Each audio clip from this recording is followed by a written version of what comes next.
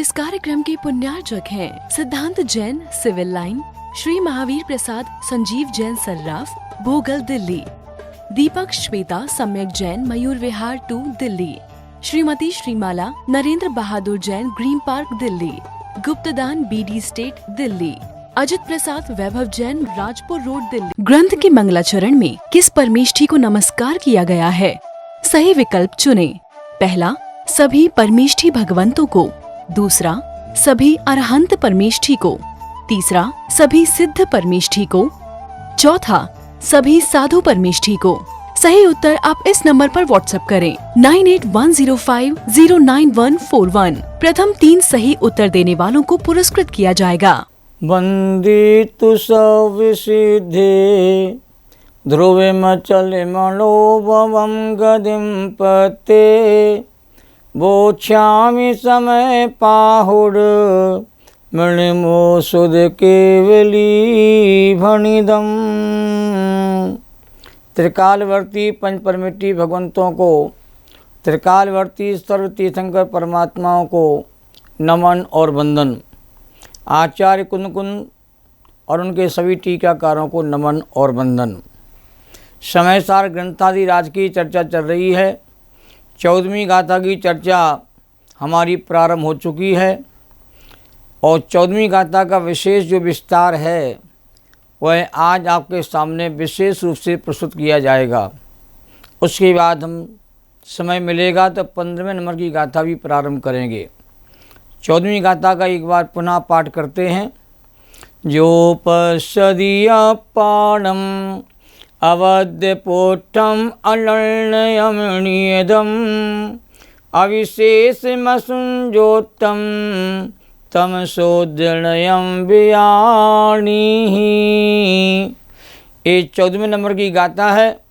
इसमें आचार्य देव ने कहा है जो पश्यदिया पाणम, जो आत्मा को अवध, अस्पष्ट, अनन्य और नियत, अविशेष और असंयुक्त रूप में देखता है, वही वास्तव में शुद्ध नय का मर्मी है, शुद्ध समय शुद्ध नय का जानकार है। अब ये 5-6 विशेषण दिए गए हैं। इनकी विशेष जो व्याख्या है वो टीकाकार अमृतचंद स्वामी ने विस्तार से की है। गजब के टीकाकार हुए। कुंद के हृदय को खोलने का महान कार्य यदि किसी ने किया है तो हमारे टीकाकार जो सबसे पहले हुए अमृतचंद देव ने किया। बात के टीकाकार जयसंत स्वामी ने तो भी नए व्याख्या के माध्यम से ज्ञान कराने का प्रयास किया है। अब ध्यान दें हम कि शुद्ध नय और अशुद्ध नय 2 नय हैं ये, और दोनों नयों से पदार्थ का अवलोकन किया जाता, वस्तु का अवलोकन किया जाता है। 2 दृष्टियाँ हमको प्राप्त हुई हैं। एक स्वभाव दृष्टि है और एक विभाव दृष्टि है। एक स्वरूप दृष्टि है और एक विभाव वाली दृष्टि है।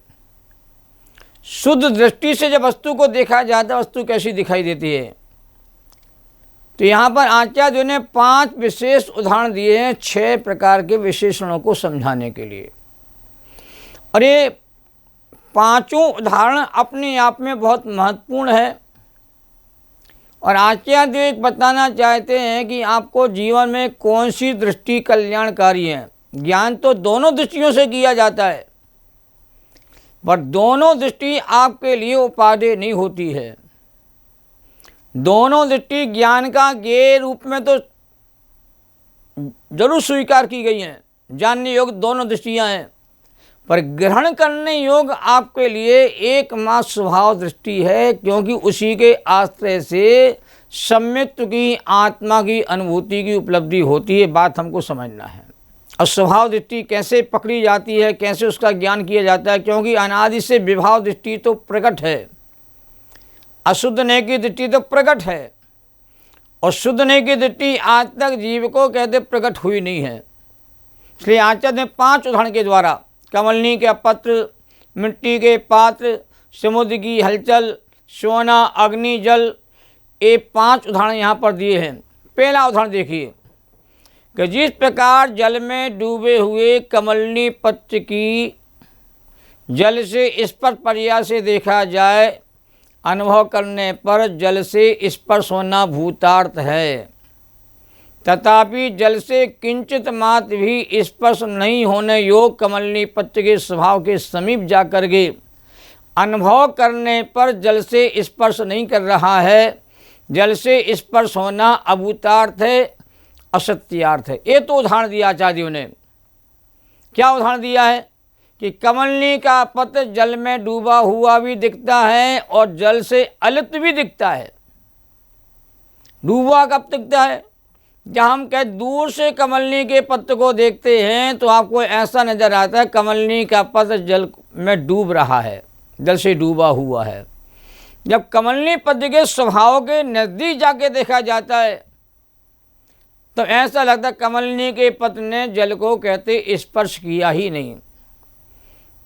तो दूर से देखने पर स्पर्श कर रहा है और नज़दीक से देखा जाए तो वह स्पर्श नहीं कर रहा है। ये दो प्रकार से देखने के नज़रिए हैं।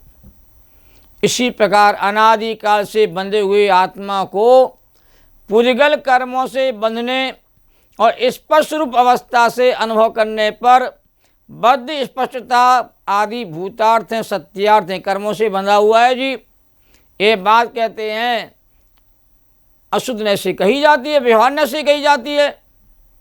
और कर्मों से बंधा हुआ नहीं होता, छोड़ने के लिए छूटने के लिए उपाय क्यों किया जाता है? तथापि पुद्गल से किंचित मात्र भी स्पर्श न करने योग्य होने के कारण से और स्वभाव से देखा जाए तो ये आत्मा कहते कभी कर्म बंध रूप हुआ नहीं, कर्म रूप हुआ नहीं, राग रूप नहीं हुआ, संयोग रूप नहीं हुआ। ये आत्मा कहते हैं अपने अबद्ध अस्पष्ट स्वभाव का धारी बना रहा। कर्मों के साथ मेल मिलाप तो हुआ है पर कर्मों से कहते हैं न्यारा ही रहा है। तो आत्म स्वभाव के समीप देखा जाए तो बद्ध स्पष्टता आदि भाव अभूतार्थ हैं, असत्यार्थ हैं। अब ये दृष्टि हमको चाहिए है और ये दृष्टि कहते हैं ज्ञानियों ने कहते हैं उजागर किए। इसलिए समय सार के रसिक जो होते हैं जब शुद्ध ने की दृष्टि उन्हें मिल जाती है तो वह ज्ञानी हो जाते हैं और ज्ञानी हो गए वो केवल ज्ञानी बन जाते हैं। स्वभाव दृष्टि जब तक जागृत नहीं होगी तब तक जीव का भला नहीं होने वाला। मनन दृष्टि से तो आज तक जीव को देखता आया है। अब आता है कि स्वभाव से देखने का नजरिया तो देखो। आप इंसान में इंसान को देखना ये लाजमी कहा जाता है, पर इंसान में परमात्मा को देखना ये सबसे ऊंची दृष्टि कहलाती है। दूसरा उदाहरण दिया है कि जिस प्रकार कुंडा, घड़ा, खप्पर, सकोरे आदि पर्यायों से मिट्टी का अनुभव करने पर अन्यत्र अन्य हैं, जुदे जुदे हैं, भूतार्थ हैं, सत्यार्थ हैं, तथापि सर्वथा अस्खलित एक मिट्टी के स्वभाव के समीप जाकर के अनुभव करने पर अन्यत्वपना अभूतार्थ है, असत्यार्थ है। अभी उदाहरण क्या दिया भाई साहब कि मिट्टी के पात्र अलग अलग बनते हैं, हजारों किस्म के पात्र बनते हैं कुम्हार के यहाँ। तो अलग अलग पात्र से देखोगे तो सब चीज़ अलग अलग दिखेगी। घड़ा अलग है भैया, ईंट अलग है, सकोरे अलग हैं, कुंडा अलग है। पर एक दृष्टि ऐसी भी होती है स्वभाव से देखने सारे पात्र कहते सब मिट्टी में ही है, सब मिट्टी ही व्याप्त है और मिट्टी के अलावा कुछ भी नहीं है। इस स्वभाव दृष्टि से जब देखा जाता है तो हमें मिट्टी ही दिखती है और अन्य सारे भेद विलय को प्राप्त हो जाते हैं। उसी प्रकार नर नारकादि पर्यायों से आत्मा का अनुभव करने पर अन्यत्र भूतार्थ है, सत्यार्थ है, तथापि सर्वथा अस्खलित एक चैतन्य चमत्कार स्वभाव के समीप जाकर के अनुभव करने पर अन्यत्वपना जो है अभूतार्थ है, असत्यार्थ है। क्या गजब की बात कह रहे आचार्य देव कि ये मनुष्य है, ये देव है, ये नारकी है, त्रियंच है, पुरुष है, ये स्त्री है, ये संगी है, ये असंगी है। ऐसे भेद प्रभेद कहते हैं, कई प्रकार से गुणस्थान की दृष्टि से भेद प्रभेद आते हैं, मार्गनाश से भेद प्रभेद आते हैं, जिस समाज की दृष्टि भेद प्रभेद आते हैं, पर सभी में एक जीवत्व के भाव से देखा जाए, ज्ञायक भाव से देखा जाए और सबको स्वभाव से देखा जावे तो सब जीव चेतन चमत्कार रूप हैं, सहजानंद रूप हैं, ज्ञानानंदमय रूप हैं। जो निगोद में सोई मुझ में सोई मोक्ष मझार, और निश्चय भेद कछु भी नहीं भेद गिने व्यवहार। निगोदिया जीव और कहते निर्वाण को प्राप्त दोनों जीवात्मा में आत्मा वही है, ज्ञानमयी है, चेतनमयी है, सहजानमयी है। आत्म तत्व की दृष्टि से सभी जीवों में एक ही रूप विद्यमान है। सिर्फ पहली गाथा में कहना सारे जीव शुद्ध स्वभावी हैं, सिद्ध स्वरूपी हैं, सबका एक ही रूप है, आत्मा के अनेक रूप होते ही नहीं। ये देखने वाली दृष्टि का नाम है शुद्ध नय की दृष्टि।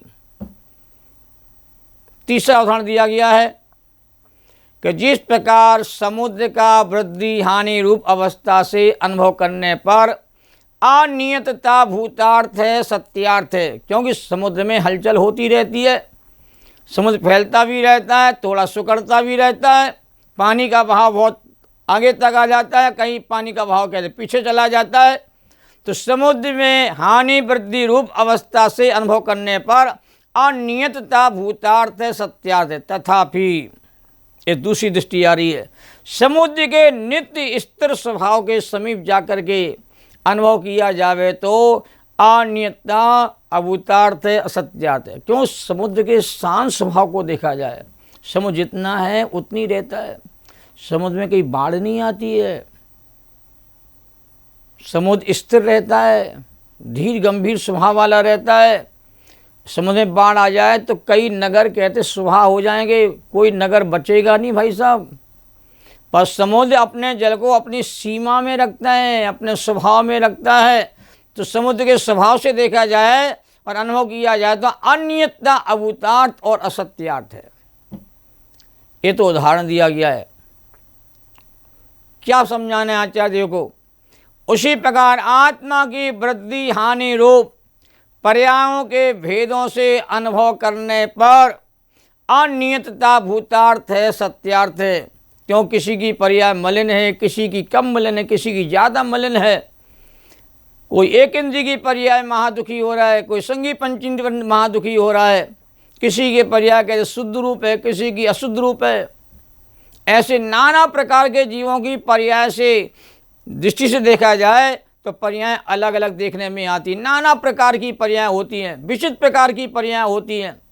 तथापि नित्य स्थिर स्वभाव के समीप जाकर के अनुभव करने पर अनियतता भूतार्थ असत्यार्थ, सारे जगत के जीव की पर्याय बाहर में कुछ भी क्यों ना हो, देह अलग अलग हो सकती है, परिणति अलग अलग हो सकती है, पर्याय अलग अलग हो सकती हैं, पर सब में रहने वाला भगवान आत्मा तो एक ही है। भगवान आत्मा का स्वभाव कभी बदलता नहीं है। सब जीवों में भगवान आत्मा एक जैसे स्वभाव वाला ही रहता है। अंदर से सब एक हैं और बाहर से सब कहते अलग अलग देखने में आते हैं। तो अंतरंग की दृष्टि से वस्तु के स्वरूप को पहचानना है। जो अंतरंग से आत्मा को देखता है वही शुद्ध नय वाला कहलाता है, और शुद्ध नय वस्तु के अंतरंग रूप को पहचानता, सीधी दृष्टि वहीं जाती है और किसी को नहीं भेजती। एक सरा सीधा शरीर के अंदर के ढांचे को पकड़ता है, शरीर के रंग रूप को नहीं पकड़ता है। एक्सरा की दृष्टि जो है अंतरंग दृष्टि है, और कैमरा की दृष्टि जो बहिरंग दृष्टि, बाहर में जैसा दिखाई देगा वैसा फोटो आपको आओ, जैसे कपड़े पहन के जाओगे जैसा शकल सूरत होगी वैसा आपको दिख जाएगा फोटो। पर अंदर का ढांचा कहते हैं आपको कैमरे से नहीं दिखेगा, अंदर का ढांचा देखना है तो एक्सरे से दिखाई देगा। तो अंतरंग दृष्टि माने शुद्ध नय की दृष्टि से भगवान आत्मा जो हमारा है वो ज्ञानमय है, ज्ञायक भाव में है, एक रूप है, अखंड रूप है, उसमें भेद है ही नहीं, वो तो अभेद है, उसमें खंड खंड होते ही नहीं है, वो पर्यायों में रहता है, वो पर्यायों से पार ही रहता सदा। ये दृष्टि कहते अलौकिक दृष्टि है, जिसको प्रकट करने के लिए यहाँ पर समय सार में कहते हैं संदेश दिया जा रहा है। चौथा उदाहरण दिया है जिस प्रकार सोने का चिकनापन, सोने का पीलापन, सोने का भारीपन इत्यादि गुणों के भेद से अनुभव करने पर विशेषता भूतार्थ है, क्योंकि अलग अलग दृष्टिकोण से सोने को कहते देखा जा सकता है। तथापि जिसमें सारे विशेष विलय को प्राप्त हो गए हों, सारे विशेष कहते हैं जिसमें कहते अस्त हो गए हों, समा गए हों, डूब गए हों, ऐसे स्वर्ण स्वभाव के समीप जाकर के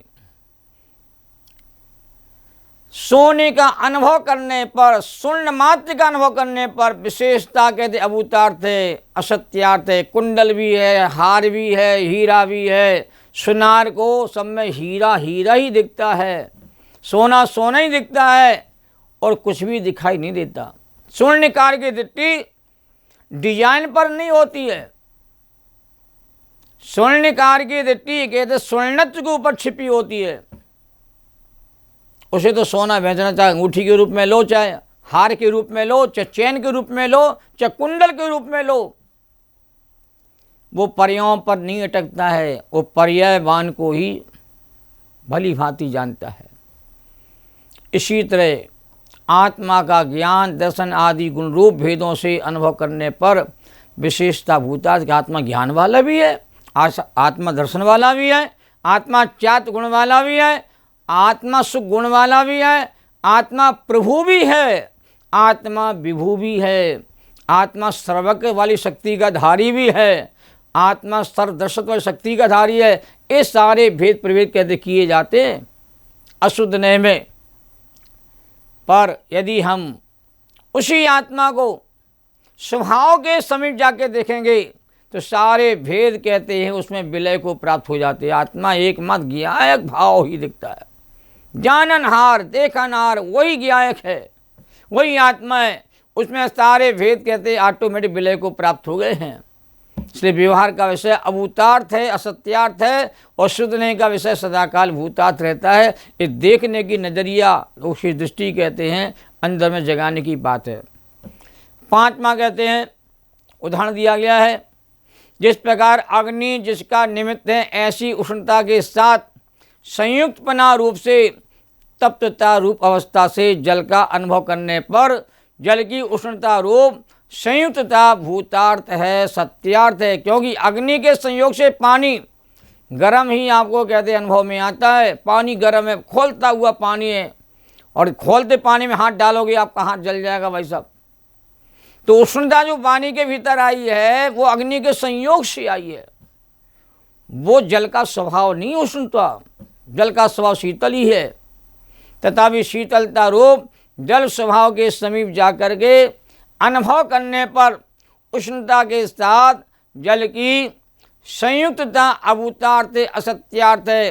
क्योंकि गर्म पानी को भी कहते हैं अग्नि ऊपर डाला जाता है तो अग्नि शांत हो जाती, क्योंकि जल में शीतलता का गुण अभाव को प्राप्त नहीं हुआ है। वो तो अग्नि के संयोग से कि जल कहते हैं आपको उष्ण दिखता है, अनुभव में आता है, पर जल को शीतल स्वभाव से देखा जाए तो वो शीतल ही है, वो अग्नि रूप हुआ ही नहीं है।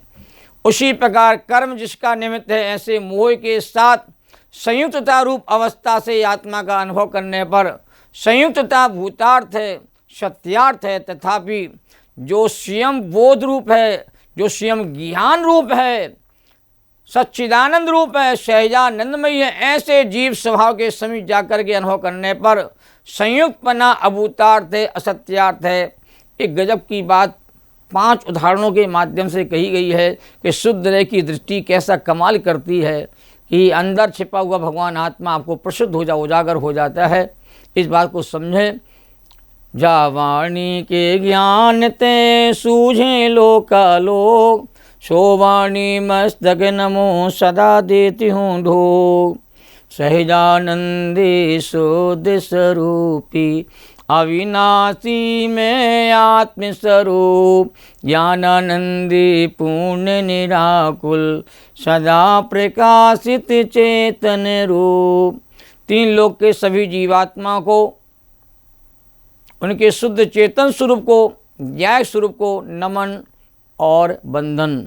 जैनम जैतु शासनम, सभी साधर्मी जनों को मेरा सादर जय जिनेन्द्र। ग्रंथ के मंगलाचरण में किस परमेष्ठी को नमस्कार किया गया है? सही विकल्प चुनें। पहला, सभी परमेष्ठी भगवंतों को। दूसरा, सभी अरहंत परमेष्ठी को। तीसरा, सभी सिद्ध परमेष्ठी को। चौथा, सभी साधु परमेष्ठी को। सही उत्तर आप इस नंबर पर व्हाट्सएप करें 9810509141। प्रथम 3 सही उत्तर देने वालों को पुरस्कृत किया जाएगा। इस कार्यक्रम के पुण्यार्जक थे गुप्तदान विश्वास नगर दिल्ली, विकास स्वाति जैन ग्रेटर कैलाश 3 दिल्ली, स्वर्गीय उमा जैन की स्मृति में doctor VP Jain America, Savita Sagar Jain Rishabh Vihar, गुप्तदान प्रीत विहार दिल्ली, इंजीनियर अनिल जैन अर्चित जैन श्याम एनक्लेव दिल्ली, श्रीमती मंजू विनोद जैन गुड़गांव।